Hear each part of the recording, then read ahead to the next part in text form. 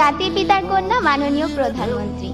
আমি Nusrat Jahan Maliha, Hazaribagh girls school and কলেজের অষ্টম শ্রেণীর শিক্ষার্থী।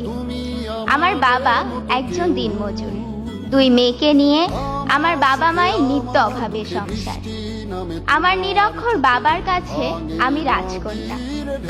আমার মতো মালিহাদের পিতা যখন বলেন, তোর আর স্কুলে যাওয়ার দরকার নেই, কাল থেকে তোর মায়ের সাথে কাজে যাবি, তখন মনে হয় এটাই যেন আমাদের চিরকালের।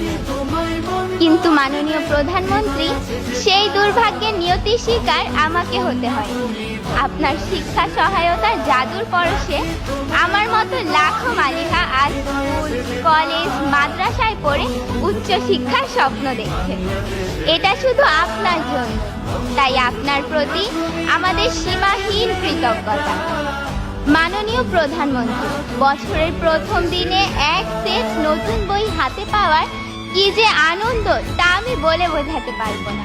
নতুন বইয়ের ঘ্রাণ নেওয়ার সুযোগ আপনি আমাদেরকে করে দিয়েছেন।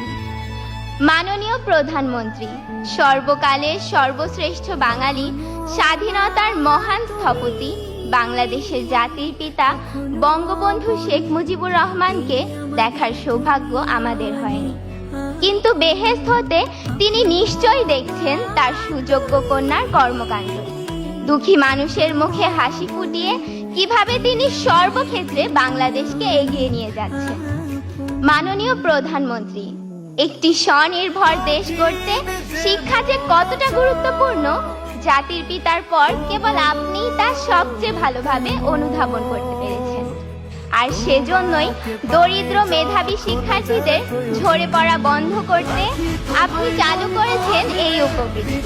তাই আপনার প্রতি কৃতজ্ঞতা জানাতে আমাদের প্রিয় শিক্ষক আখতার স্যারের কবিতার কয়েকটি লাইন বলতে চাই। শিক্ষা সবার অধিকার, মানুষ সবার মন্ত্রণা, এই দেশেতে সবচেয়ে ভালো বুঝেছেন শেখাতে। আপনি না বাড়ালে হাত, হারিয়ে যেতাম কোন অতলে, দুঃখের সাগর পাড়ি দিতে ভেসেই যেতাম বানের জলে।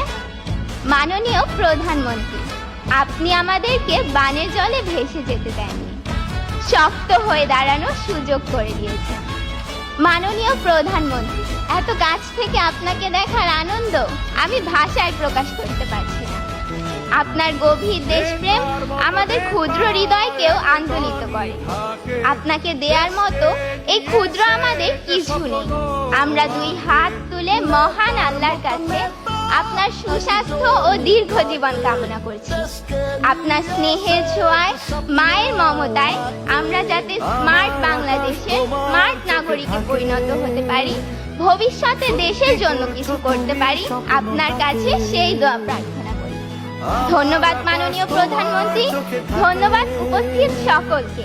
জয় বাংলা, জয় বঙ্গবন্ধু, বাংলাদেশ চিরজীবী হোক।